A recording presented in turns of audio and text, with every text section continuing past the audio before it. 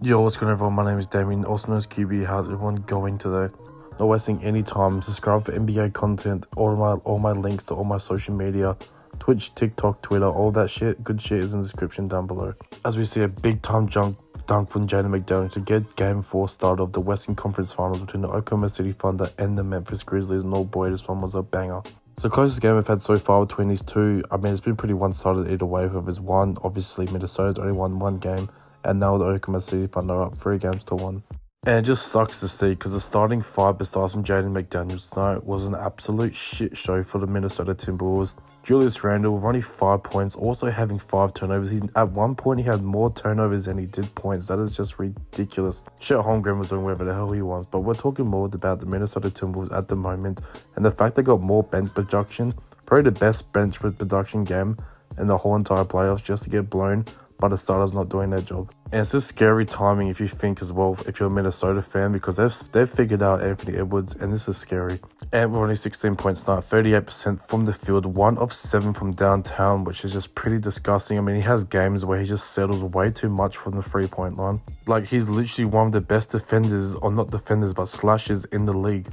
He's a better paint player in SGA. He's faster, he's more athletic. So why are you telling me that SGA is whooping this man's ass and points in the paint this series? As SGA gets a nice mid-range floater to go, a mid-range fadeaway to go in the low post. They get 21 points from Dante DiVincenzo, 23 from Neil Alexander-Walker, and yes, if you guys have been watching the coverage, you'll understand that's SGA's cousin.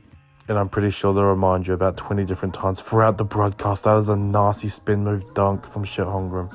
And they also get 13 points from Rudy Gobert and 11 points from Naz Reid. So what possibly could have gone wrong in this game? As I just said, the Oklahoma City Thunder have figured this Minnesota Timberwolves team out, and this is scary. You want to figure this out in a game 4 when you're already down 2-1, and just to throw the ball and choke like that as well. They weren't even paying that much attention to Julius Randle. He just had a very shit game. That is just silly. A tight game midway through the fourth and you give up a wide open lane to Chet Holmgren. Come on, that is just stupid. And as I was saying earlier in the video, SGA were killing these boys, bro. Left, right, and center with the mid-ranges. We'll talk more about the OKC Thunder in a second, but I just can't keep going about how Anthony Edwards literally got his shit locked up tonight. And that's just me being real with you guys. Lou Dort and another body, whoever it may be, if it was Alex Caruso, if it was J-Dub, they were meeting this man at half court, and they really put his playmaking test to the skill tonight. Or they put his playmaking skills to the test, should I say. Yes, he still had 6 assists, but him also alongside Julius Randle had 5 turnovers. That is 10 turnovers between Anthony Edwards and Julius Randle's,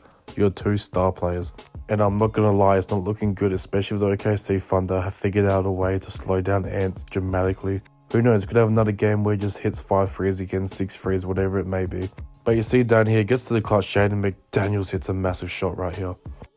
So it's a 4-point game here, but they waste a few seconds by missing a few wide open layups. Dante DiVincenzo, then Gobert, but then Gobert eventually finishes off to make it a 2-point game. They decide to play the foul game. Now they're only down by 3 points. Dante DiVincenzo gets it to Naz, and they play the foul game. The OKC Thunder do, because Timberwolves had no timeout from this spot right here.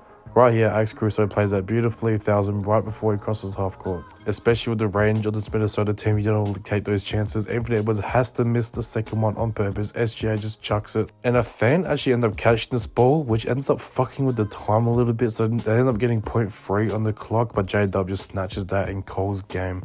How about them OKC Thunder though?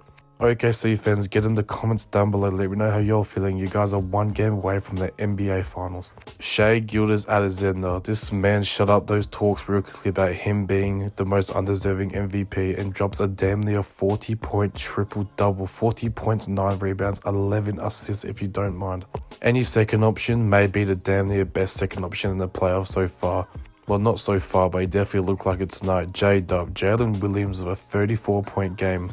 One of his best games I've ever seen him play as a professional basketball player. This man was not hesitating on his threes. He was shooting that shit with confidence. 6 of 9 for downtown from J-W. He was just absolutely everywhere. Shooting a nice 55% from the field as well. To go along with 5 assists and 3 steals. This man was just a menace. Chet Holmgren as well. 21 points to go along with 7 rebounds. He was looking fantastic in this game. This Oklahoma City team really matured up for the little playoff experience that they have and really put their shit together in this one to get a great W to head back home up 3-1 with a chance to go to the NBA Finals next game. This is just unreal.